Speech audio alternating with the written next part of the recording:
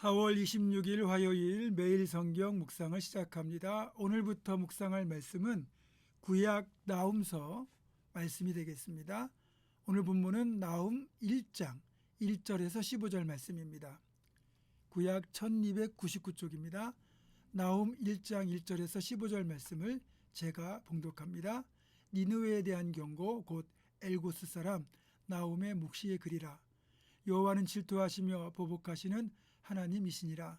여호와는 보복하시며 진노하시되 자기를 거스르는 자에게 여호와는 보복하시며 자기를 대적하는 자에게 진노를 품으시며 여호와는 노하기를 더디하시며 권능이 크시며 벌받을 자를 결코 내버려 두지 아니하시느니라. 여호와의 길은 해오리 바람과 광풍에 있고 구름은 그의 발에 티끌이로다. 그는 바다를 꾸짖어 그것을 말리시며 모든 강을 말리시나니 바산과 갈멜이 쇠하며 레바논의 꽃이 시드는도다. 그로 말미암아 산들이 진동하며 작은 산들이 녹고 그 앞에서는 땅 곧 세계와 그 가운데 있는 모든 것들이 솟아오르는도다. 누가 능히 그의 분노 앞에 서며 누가 능히 그의 진노를 감당하랴. 그의 진노가 불처럼 쏟아지니 그로 말미암아 바위들이 깨지는도다. 여호와는 선하시며 환난 날의 산성이시라. 그는 자기에게 피하는 자들을 아시느니라. 그가 범람하는 물로 그곳을 진멸하시고 자기 대적들을 흑암으로 쫓아내시리라. 너희는 여호와께 대하여 무엇을 꾀하느냐? 그가 온전히 멸하시리니 재난이 다시 일어나지 아니하리라. 가시덤불같이 엉클어졌고 술을 마신 것 같이 취한 그들은 마른 지푸라기 같이 모두 탈 것이거늘 여호와께 악을 꾀하는 한 사람이 너희 중에서 나와서 사악한 것을 권하는도다. 여호와께서 이같이 말씀하시기를 그들이 비록 강하고 많을지라도 반드시 멸절을 당하리니 그가 없어지리라. 내가 전에는 너를 괴롭혔으나 다시는 너를 괴롭히지 아니할 것이라. 이제 네게 지은 그의 멍에를 내가 깨뜨리고 네 결박을 끊으리라. 나 여호와가 네게 대하여 명령하였나니 내 이름이 다시는 전파되지 않을 것이라. 내가 내 신들의 집에서 새긴 우상과 부은 우상을 멸절하며 네 무덤을 준비하리니 이는 네가 쓸모없게 되었음이라. 볼지어다 아름다운 소식을 알리고 화평을 전하는 자의 발이 산 위에 있도다. 유다야 네 절기를 지키고 네 서원을 갚을지어다. 악인이 진멸되었으니 그가 다시는 네 가운데로 통행하지 아니하리로다 하시니라. 아멘. 오늘부터 이제 묵상하게 되는 성경이 나훔인데요. 이 나훔서에 대한 설교는 거의 듣기 어렵습니다. 그만큼 우리의 관심권에서 벗어난 성경이기도 한 것이 사실입니다. 그러나 모든 성경은 하나님의 섭리 안에서 기록된 것이기에 이 나훔서가 가지고 있는 특별한 의미, 메시지가 존재한다는 것, 그리고 이 말씀에도 우리를 향한 하나님의 음성이 들어있음을 우리는 알아야 됩니다. 이 나훔서는 아수르의 수도였던 니느웨에 대한 심판을 선포했던 엘고스 사람 나훔의 글입니다. 시기적으로 보면 똑같이 니느웨에 가서 활동했던 요나보다 약 150년 뒤에 활동한 선지자입니다. 그래서 이 나훔서에 나오는 심판의 메시지를 요나서에 나오는 하나님의 심판과 대비해서 읽으면 한 가지 명확한 사실을 발견하게 됩니다. 그것은 우리가 죄를 짓고 악의 길로 행하여 징계를 받더라도 깨닫고 회개하고 돌이키면 용서와 회복의 은총을 입는 것이 분명하지만 용서를 받고 회복이 되었다고 해도 회개의 삶을 지속하지 않고 다시 죄를 짓는 옛 삶으로 돌아가면 다시 심판을 받게 되고 그 심판은 훨씬 더 두렵게 임한다는 사실입니다. 실제로 요나의 선포를 통해서 니느웨는 왕부터 어린아이까지 철저하게 해결을 했고 그 결과 예고되었던 심판이 철회됩니다. 그렇게 해결을 통해 심판을 피했던 니느웨였지만 하나님께 회개했던 그 세대가 지나고 전혀 그 사실을 모르는 다른 세대가 들어선 뒤 또다시 죄의 길로 치닫다가 끝내는 요나의 시대에서 약 150년 정도 흐른 후에 완전히 멸망을 당하고 말았습니다. 분명 요나의 시대에는 회개하고 용서받고 심판을 피했는데 왜 150년 뒤에 이런 가슴 아픈 결과가 빚어지게 된 것일까요?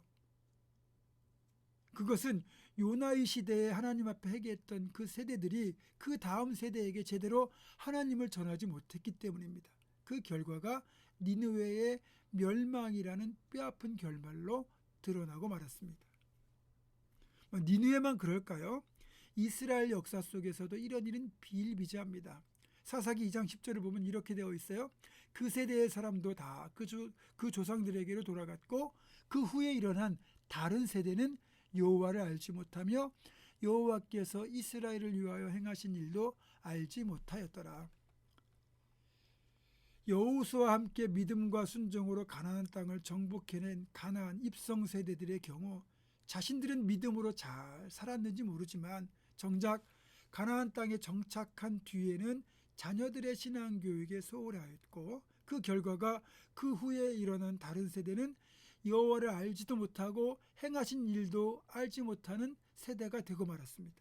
그때부터 이스라엘은 영적 암흑기에 접어들어 흥망성쇠를 거듭하다가 멸망하게 되죠. 여러분, 역사라는 것이 왜 필요합니까? 역사는요, 단지 과거의 기록이 아닙니다. 과거의 실패 속에서 교훈을 찾고 타산지석, 반면교사로 삼아서 동일한 잘못을 범하지 않기 위한 것입니다. 그래서 역사를 잊은 민족에게 미래는 없다는 말까지 등장하지 않았습니까? 그렇기 때문에 교회에서도 다음 세대를 말씀으로 잘 양육하여 믿음의 대를 이어가도록 하는 다음 세대 교육, 교회 교육이 정말 중요한 겁니다. 이 다음 세대 교육, 교회 교육이 제대로 이어지면 믿음의 계승이 이루어지지만 교회 교육이 실패하면 믿음의 계승은 단절되고 결국 하나님을 알지 못하는 다른 세대가 되고 마는 겁니다.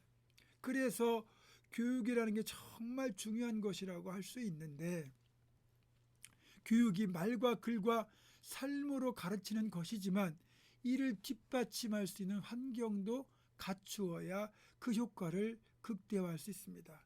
우리가 힘들었지만 교회 건축을 했던 이유도 이렇게 다음 세대를 좋은 환경 속에서 제대로 신앙으로 양육하기 위함이었죠. 다들 다음 세대가 중요하다, 다음 세대를 양육해야 한다고 하지만 정작 다음 세대를 위한 투자를 하지 않고 그런 공간과 환경과 여건을 만들어주지 않고 다음 세대를 말하는 건 무책임한 말일 뿐입니다. 또 우리는 건축한 것으로 만족하지 말고 다음 세대를 위하여 우리 장년들이 할 수 있는 배려들, 그것들을 정말 많이 해줘야 됩니다. 그게 우리의 책임입니다. 솔직히 우리 자녀들은 우리보다 더 잘 살았으면 좋겠고 더 믿음도 좋았으면 좋겠고 더 교회 안에서 더 헌신하고 세상 가운데서 훌륭한 사람들로 쓰임 받았으면 참 좋겠습니다. 여러분, 그러려면 여러분께서 기도부터 힘써 주셔야 됩니다. 그러면 여러분 개인의 삶에도 가정에도 우리 교회도 놀라운 역사가 일어나게 될 겁니다. 그렇게 다음 세대와 믿음의 전승을 위하여 기도와 또 양육과 그 일에 헌신해 주시는 여러분 되기를 주님의 이름으로 부탁합니다. 기도하겠습니다. 역사의 주관자 되시는 아버지 하나님, 역사 속에서 교훈을 얻지 못하고 결국 그 역사를 교훈을 잊어버리면 신앙의 다음 세대가 아니라 하나님을 알지 못하는 전혀 다른 세대가 일어난다는 사실을 이스라엘 역사 속에서도 그리고 니느웨의 역사 속에서도 우리는 발견합니다. 하나님, 우리만 하나님을 알고 믿는 것이 아니라 다음 세대도 하나님을 알고 믿을 수 있도록 우리가 더 많은 노력과 그리고 투자를 감행하게 하시고 그리고 이들을 위하여 기도하고 이들을 위하여 섬기는 일까지 힘쓰는 우리 보문중앙교회가 되게 하여 주시옵소서. 예수님의 이름으로 기도하옵고 이제는 우리 주 예수 그리스도의 은혜와 하나님의 사랑과 성령의 교통하심이 신앙의 전수를 위하여 다음 세대 교육과 양육에 더욱더 헌신하고 힘쓸 것을 결단하는 사랑하는 모든 성도들, 이들의 삶과 가정과 생업과 앞날과 우리 교회 위에 지금부터 영원토록 함께 하시옵기를 간절히 축원하옵나이다. 아멘.